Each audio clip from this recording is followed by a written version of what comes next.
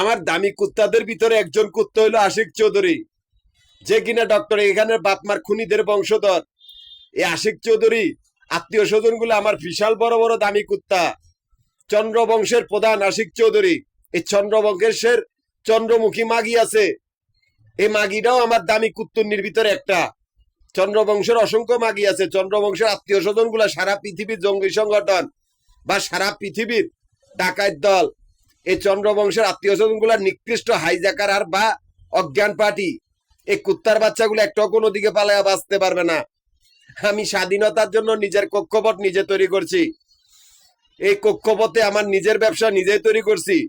কক্ষপথে 3টে account cash counter, Mirpur, Nawabpur, Motijheel. এই ক্যাশ কাউন্টারে আমার আবাসিক বাড়িঘর বা হোটেলের ক্যাশ কাউন্টারে হিসাব কিতাব করা হয়, সেখান থেকে আমার অ্যাকাউন্ট চলে। এই চন্দ্রবংশের কুত্তার বাচ্চাগুলার আত্মীয় স্বজন গুলা আমার অ্যাকাউন্ট সেকশন ক্যাশ কাউন্টারের সামনে আসতা না।